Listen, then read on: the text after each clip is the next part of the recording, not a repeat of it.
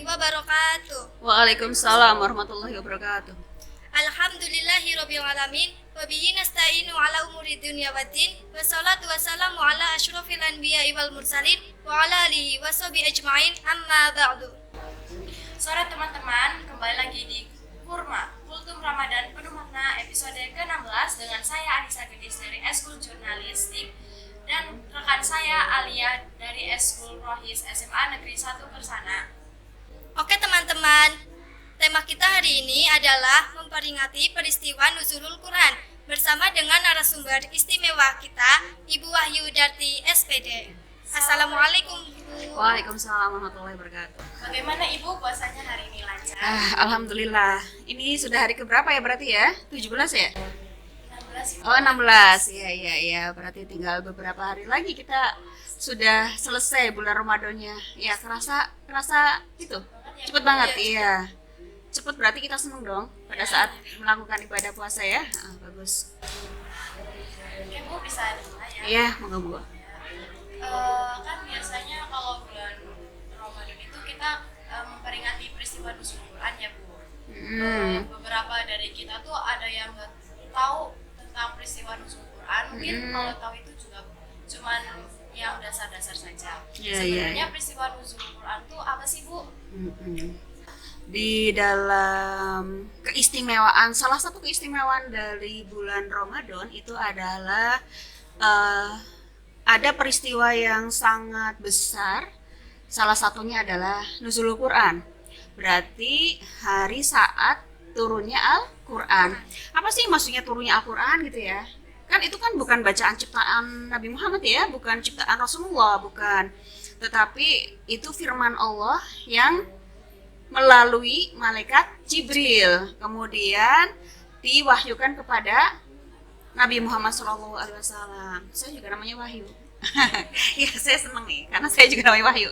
Berarti saya dulu secara kosakata pernah dibawa oleh Jibril ya.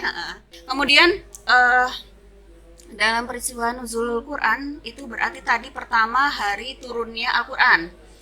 Turunnya Al-Quran itu pernah nggak dengar Rasulullah itu ketika itu sedang apa pada saat Quran itu diwahyukan kepada beliau? Sedang apa coba Mbak Tindis? Bertapa ya. Kalau bahasa Indonesia itu atau bahasa kersananya bertapa itu berarti apa? Menyendiri. Ya. Pada saat Nuzul Quran itu pertama kalinya Rasulullah itu didatangi malaikat Jibril, pertama kalinya Rasulullah itu mendapatkan wahyu dari Allah gitu ya. Itu serba pertama kali. Ya. Sesuatu yang gaib yang tidak pernah terduga oleh Rasulullah terjadi pada dirinya. Karena sebenarnya alasan Rasulullah itu melakukan itikaf di Gua Hiro itu kan Rasulullah melihat kok Mekah ada Ka'bah yang katanya untuk beribadah ya, sebagai sentralnya ibadah di situ, di mana banyak sekali orang-orang datang ke Mekah, bukan hanya dari Arabnya saja ya, dari Syam juga pada datang ke situ, pada ibadah mengelilingi Ka'bah, tapi mereka telanjang, mereka pada mengundi pakai anak panah ya. Ketika mereka ingin tahu nasibnya itu mau gimana nih ya, kalau mereka mau sedekah itu kan salah satunya mengundi. Nanti anak panahnya itu jatuhnya di mana? Apa dijatuh di 10 ekor onta?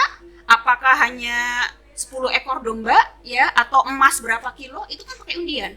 Kemudian Rasulullah juga melihat Mekah itu dengan, kalau sekarang istilahnya jahiliyah ya, dengan ciri-ciri jahiliyahnya yang suka membunuh anak perempuan, ya bayi-bayi perempuan dibunuh. Kemudian tidak ada penghargaan terhadap wanita. Wanita diperjualbelikan. Bahkan kalau misalnya ada seorang suami dia melakukan perjudian, wanita itu boleh dijadikan barang untuk taruhan. Itu seperti itu. Artinya apa? Ketika Rasulullah melihat seperti ketika Muhammad melihat seperti itu, dia batinnya merintih. Sepertinya kok saya nggak suka dengan pemandangan yang seperti itu, dengan pembunuhan bayi-bayi perempuan, dengan undian-undian yang akhirnya mereka jadi bersedekah dengan cara itu, beribadah yang mengelilingi Ka'bah tapi mereka nggak pakai baju yang sopan gitu kan. Kemudian patung-patung berhala yang banyak sekali di Ka'bah, itu yang membuat Rasulullah itu berpikir, ini kayak ada sesuatu yang tidak benar. Ya, karena apa? Mekah itu kan kenapa mereka pada datang? Karena mereka tahu di situ ada peristiwa Nabi Ibrahim, ada sumur Zam-Zam yang di situ ada Nabi Ismail. Jadi Rasul merasa kayaknya nggak begini deh ajaran agama yang benar itu. Itu salah satu yang membuat Rasul itu itikaf. Ya, dia akhirnya menyendiri, ingin tahu, tolong tunjukkan jalan yang benar itu seperti apa, ajaran agama yang benar itu seperti apa. Yang mereka katakan ini ajaran nenek moyang, tapi ajaran nenek moyang kok membunuh anak perempuan, ya kan? Kenapa? Padahal namanya agama, namanya pedoman hidup, itu kan harusnya sesuatu yang membawa manfaat, membawa keberkahan, bukan malah membunuh seenaknya sendiri, ya. Perempuan, harga dirinya, kehormatannya tidak pada titik yang terbawah, ya kan, bisa dijual-belikan, ya kan. Kayaknya kaum laki-laki juga semena-mena gitu ya. Itu menganggap, itu yang menjadikan Rasulullah jadi prihatin, kayaknya bukan seperti ini deh ajaran agama nenek moyangku yang benar. Itu salah satu alasan kenapa Rasulullah itikaf. Rasulullah itikaf di situ pada saat itu dia dalam keadaan kondisi ekonomi yang baik ya. Sudah menikah dengan Ibunda Siti Khadijah, di mana kita tahu bahwa Siti Khadijah itu orang yang dermawan, hartawan, ya, saudagar yang kaya, ya kan? Saudagar yang kaya tapi berbudi pekerti luhur, ya. Karena Khadijah itu terkenal juga wanita yang terhormat, iya kan? Ketika itu Rasulullah tergugah hatinya untuk saya coba pengen mencari deh dengan cara beritikaf di Gua Hiro. Dia setiap hari datang ke situ, nanti pulang, nanti berapa hari di itikaf di Gua Hiro, kemudian baru pulang. Kadang Siti Khadijah membantu untuk mensubsidi makanannya, minumannya di datang ke Gua Hiro. Itu seperti itu. Hingga pada suatu malam yang tidak pernah diduga oleh Rasulullah, yang kita kenal dengan nuzulul Quran, itu Allah kemudian mendengar rintihan hati Muhammad itu dengan memerintahkan malaikat Jibril, ya, memerintahkan malaikat Jibril untuk mendatangi Rasulullah, untuk memeluk Rasulullah gitu ya, dengan disertai satu surat pertama yang turun ke bumi ya sebagai wahyu untuk Rasulullah waktu itu. Surat apa ya? Al-Alaq, betul, surat Al-Alaq. Surat Al-Alaq berapa ayat yang turun waktu itu? Iya, 1 sampai 5. Pada saat itu Rasulullah dalam keadaan kebingungan. Karena apa? Karena ini yang datang siapa gitu ya. Dia sendirian di Gua Hiro, tahu-tahu ada makhluk yang datang. Makhluknya itu kan besar gitu ya, besar, terus dia nggak kenal dari mana datangnya gitu kan. Tahu-tahu ada di depan, tahu-tahu dia meluk ya, tahu-tahu dia baca Iqra gitu kan. Jawabannya Rasulullah apa? Saya nggak bisa baca, ya kan. Baca lagi Iqra gitu ya, nggak bisa baca. Karena apa? Karena perlu diketahui bahwa Rasulullah itu ummi. Ya, ummi itu artinya apa? Bodoh ya. Dia tidak pernah sekolah, dia tidak pernah diajari membaca, tidak pernah diajari menulis, ya kan? Tahu-tahu disuruh Iqra, baca. Aku nggak bisa baca gitu kan. Kan jadi apa sih? Sehingga kadang kita berpikir, benar nggak sih Al-Quran itu karangannya Nabi Muhammad gitu ya? Karangannya, tulisannya Nabi Muhammad gitu ya? Itu yang salah satu menjadi hujah, menjadi hukum bahwa wahyu Al-Quran itu adalah wahyu yang benar-benar dari Allah, ya, yang diturunkan lewat malaikat Jibril kepada Rasulullah. Kenapa? Ya jangankan mengarang, baca juga nggak bisa, nulis juga nggak bisa. Rasulullah itu ummi kan. Nah, itu kan menjadi hujah bahwa Al-Quran itu bukan ciptanya Nabi Muhammad, itu bukan karangannya Nabi Muhammad, ya kan? Itu bukan. Karena apa? Muhammad dalam keadaan ummi. Tidak mungkin orang yang tidak tahu ilmu, tidak pernah belajar baca, tidak pernah belajar nulis, tahu-tahu bisa mengarang, Iqra ya.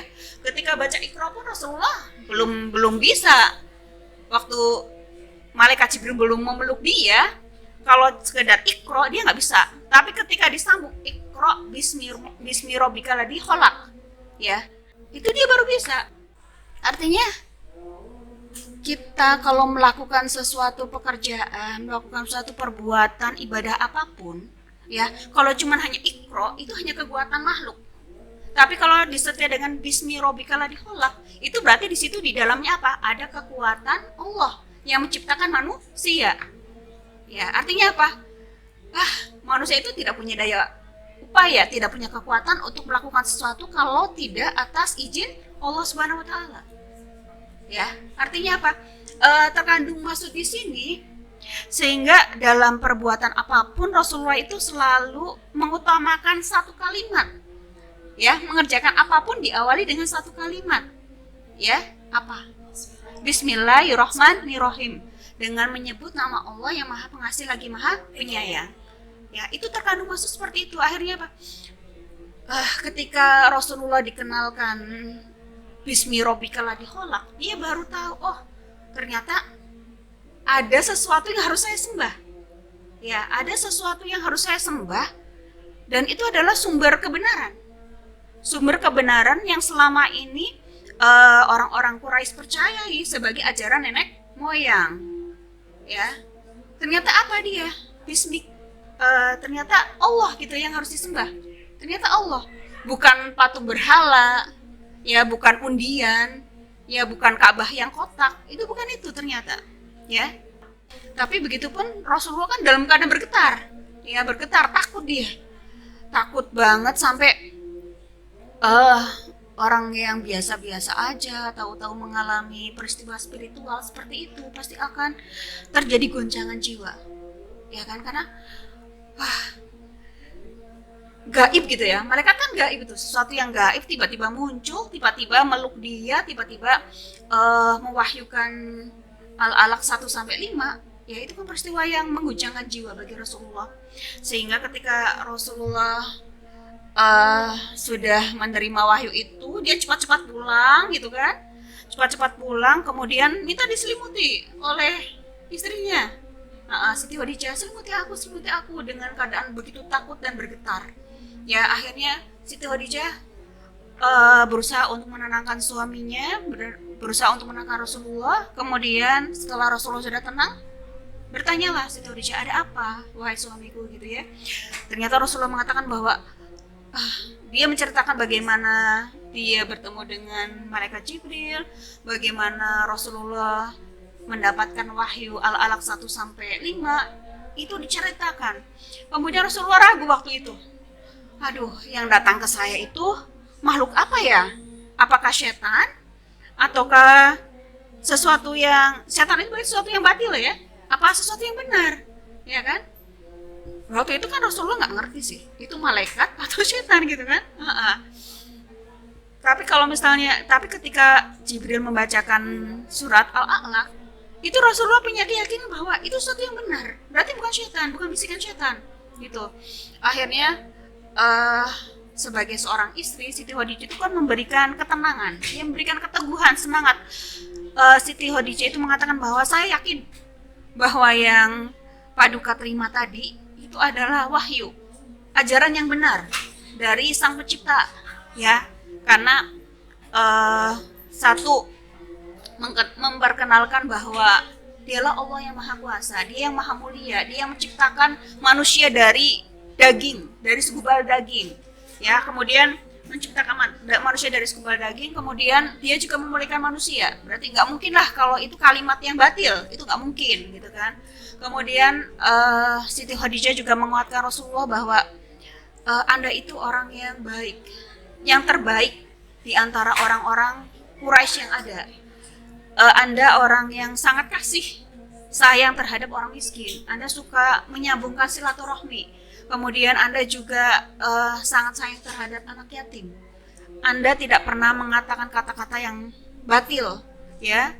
Setelah Anda jujur, dengan kepribadian Rasulullah yang seperti itu, nggak mungkin kalau yang datang itu adalah setan, Ya, nggak mungkin itu yang diyakinkan, yang membuat Siti Khadijah itu jadi penyemangat, motivasi ke Rasulullah bahwa yang dialami oleh suaminya itu hal yang benar, bukan bisikan setan, bukan ajaran yang sesat, tapi jalan yang lurus. Itu seperti itu. Dengan motivasi, dengan keteguhan hati yang diberikan oleh Siti Khadijah itu, akhirnya Rasulullah, ya Allah, berarti ini suatu kebenaran. Ya, meneguhkan hati Rasulullah bahwa ternyata saya dapat amanah nih untuk mengemban Islam sebagai petunjuk hidup, ya, Islam sebagai rahmatan lil alamin. Ini harus saya sampaikan, harus saya dakwahkan ke umat manusia. Itu jadi motivasi buat Rasulullah untuk meneguhkan iman, meneguhkan hati bahwa dia di jalan yang benar. Itu satu poin yang sangat urgen sekali. Karena apa? Seseorang ketika dia punya amanah, ya apalagi dalam hal ini harus berdakwah, kalau dia nggak punya keteguhan hati, dia nggak percaya bahwa itu datangnya dari Allah, itu nggak akan membawa energi yang besar. Ya, kita bisa tahu bahwa energi yang terpancar dari Rasulullah itu besar, itu terbukti zaman sekarang, ya, zaman sekarang nih, dengan turunnya Al-Quran, ya, dengan turunnya Al-Quran, kemudian bolehlah Rasulullah itu wafat, ya, bolehlah para sahabat itu gugur, wafat juga, kita nggak pernah bertemu sama mereka. Tetapi apa? Ketika kita diperintahkan untuk mencintai Allah dan Rasul, ketika kita diperintahkan untuk tadarus Al-Quran, ketika kita diperintahkan untuk mempelajari Al-Quran dan alam seisinya, ternyata apa? Pancaran kasih sayang Allah dan Rasul itu timbul di dalam hati kita, ya kan? Cintanya Rasulullah itu terasa ya. Jadi iya ya, dengan baca Al-Quran kok kita jadi tenang ya, gitu ya. Dengan baca Al-Quran kok kita jadi kalau mau melakukan hal-hal yang batil, yang salah gitu, kita kok jadi ngerasa deg-degan, ngerasa gelisah gitu. Itu artinya apa? Tersambunglah iman kita dengan kecintaan Rasulullah, dengan kecintaan Allah. Ya kan, karena apa? Harus dipahami bahwa Al-Quran itu tidak akan pernah mati, tidak akan pernah rusak, karena Allah sudah menjamin saya akan menjaga Al-Quran. Itu kan seperti itu. Karena apa? Dijadikanlah Al-Quran itu sebagai huda, petunjuk. Jadikanlah Al-Quran itu sebagai bayinat, penjelas. Jadikanlah Al-Quran itu sebagai furqanan, ya, pembeda antara yang hak dengan yang batil. Jadi kalau kita pengen tahu ini anak dengan karakter yang si A, si B begitu, kita bisa melihat dia suka baca Al-Quran nggak sih, gitu kan? Kalau jarang tadarusan, nggak ngerti Al-Quran, dia nggak punya furqanan, pembeda yang hak dengan yang batil. Bisa jadi setiap hari dia ngomong yang macam-macam, yang tidak baik, yang tidak bagus. Itu karena dia tidak tahu Al-Quran. Tapi kalau orang yang sering tadarus Al-Quran, baca terjemahannya, ya, terus dia tahu kalau sholat kan ada bacaan Al-Quran juga, ya, dengan umul kitab Al-Fatihah aja, ya kan, dengan kita mau melakukan sesuatu dengan baca basmalah aja, itu sudah apa? Itu sudah niatkan bahwa apa yang kita lakukan adalah untuk Allah Subhanahu Wa Taala, ya kan, untuk Allah Subhanahu Wa Taala, karena kita ridho, ingin diridhoi Allah, kita ingin mencintai Allah dan Rasulnya, itu kan seperti itu. Sehingga apa? Sehingga dijamin orang yang mencintai Allah dan Rasul dimudahkan Allah untuk mempelajari Al-Quran. Itu ya, tadi Al-Quran sebagai huda, Al-Quran sebagai bayinat, Al-Quran sebagai furqanan, pembeda antara yang hak dengan yang batil. Itu seperti itu aja udah aman lah hidupan kita. Karena kita tahu mana yang benar berarti kita harus lakukan, mana yang perintah Allah harus kita kerjakan, mana larangnya kita jauhi. Dengan petunjuk Al-Quran, karena kita nggak mungkin lah berdialog dengan Rasulullah, ya. Rasulullah sudah wafat berabad-abad tahun yang lalu, ya kan, kita wajahnya Rasulullah kayak apa ya, kayaknya nggak pernah tahu ya. Walaupun ada beberapa orang yang sempat bermimpi bertemu dengan Rasulullah, itu kan keistimewaan Rasulullah. Kasih sayang Rasulullah itu kan bukan cuma pada saat sahabat-sahabatnya hidup, ya, bukan pada saat Rasulullah hidup saja dia mencintai sahabatnya. Bahkan Rasulullah mengatakan, siapapun orang yang mahabbah kepadaku, mencintai aku, ya kan, dengan sholawat Nabi, dia bisa merasakan kehadiranku, gitu kan, bisa seperti itu. Coba, artinya apa? Karena kasih sayang Rasulullah itu terhadap umat ini, terhadap umat Islam, itu pancaran cahaya cinta kasihnya, walaupun beliau sudah wafat, kita bisa merasakan, ya, kita bisa merasakan. Makanya wah, luar biasa itu cintanya Rasulullah terhadap umat ini, sangat luar biasa. Sehingga kalau kita mencintai Rasulullah pun nggak ada ruginya. Karena apa? Kalau kita pengen jalan yang benar, ikuti aturan yang benar. Aturan yang benar itu mana? Al-Quran dan hadis. Itu seperti itu. Itu salah satu latar belakang terjadinya nuzulul Quran, ya. Kemudian mungkin kadang kita terpikirkan ya, kalau misalnya kan dulu pernah sekolah anak SD kelas 1, ketika dia belajar di sekolah, apakah dia langsung dikasih rumus fisika? Enggak. Iya. Karena apa? Ya namanya anak SD, berhitung dengan membaca aja belum tentu bisa, iya kan? Harus dicek dulu pengetahuan dasarnya bisa atau enggak, ya kan? Sama dengan ini, kenapa Allah itu pertama kali menurunkan surat itu surat Al-Alaq, ya kan? Kenapa? Ya kan? Karena di situ penghujaman akidah. Jangan lupa bahwa sesuatu itu terjadi karena kehendak Allah, ya kan? Coba kalau bayangkan anak SD dikasih rumus fisika, aneh kan? Itu satu. Kenapa bertahap? Tahapannya kan rata-rata itu berapa? 2 tahun 22 hari, begitu? Iya, benar nggak sih? Ya, jadi bertahapannya itu sebenarnya salah satunya biasanya Al-Quran itu turun pada ada beberapa momen ya. Misalnya ada sahabat yang ingin tahu peristiwa apa, kemudian Rasulullah tidak bisa menjawab. Nanti kemudian Allah menurunkan wahyunya itu. Kemudian ada juga ketika ada permasalahan yang tidak bisa diputuskan oleh manusia, ya petunjuknya dari Allah langsung bisa begitu. Atau dulu yang pernah terjadi ketika ada fitnah yang dialami oleh Ibunda Siti Aisyah ketika dia difitnah melakukan perbuatan yang tidak benar. Kemudian kaum muslimin itu kan karena manusia kan tidak maha tahu ya, Allah yang maha tahu.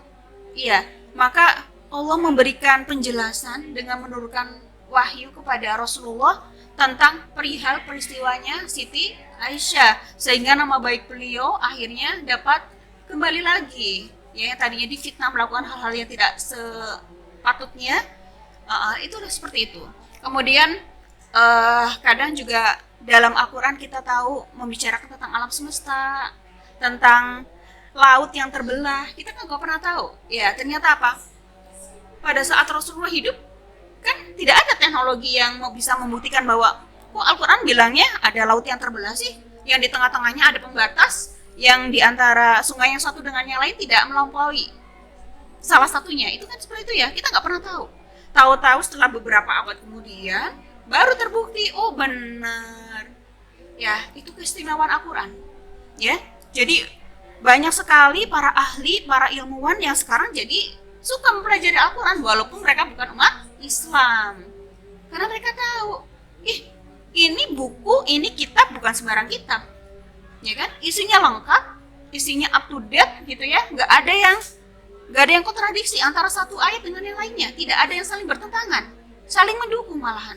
Ya kan? Itu salah satu keistimewaan Al-Quran. Kemudian dia juga tidak rusak karena Allah sudah menjamin untuk menjaganya. Ya, artinya apa? Artinya, sangat rugi sekali kalau dalam kehidupan kita tidak mau mempelajari Al-Quran, kita tidak mau tadarus Al-Quran, tidak mau menghafal Al-Quran. Jadi harapan ibu kalau baca Al-Quran itu walaupun cuma hanya beberapa ayat, cobalah dibaca terjemahannya, ya. Karena apa? Di situ ilmunya banyak.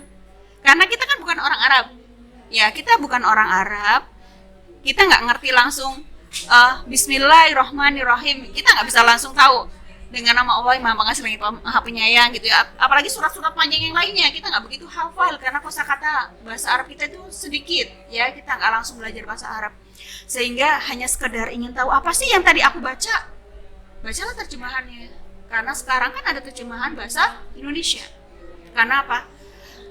Tidak ada ruginya kita belajar Al-Quran dengan terjemahannya, karena di situ banyak ilmu.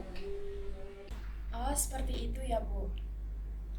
Alhamdulillah, kurma episode yang ke-16 sudah selesai. Terima kasih kepada narasumber atas ilmu yang insya Allah sangat bermanfaat. Teman-teman, jangan lupa tonton Selalu Kurma di sosial media kami ya, yaitu YouTube, Instagram, dan TikTok. Jangan lupa follow, like, dan subscribe. Acara ini disponsori oleh Smakermat. Untuk warga SMA Negeri 1 Kersana, jangan lupa jajan dan belanja di Smakersmart ya. Layani dengan sepenuh hati. Saya Alia Aura Dewi dari Eskul Rohis dan rekan saya Anissa Gendis dari Eskul Jurnalistik. Mohon undur diri. Wabillahi taufik wal hidayah. Wassalamualaikum warahmatullahi wabarakatuh.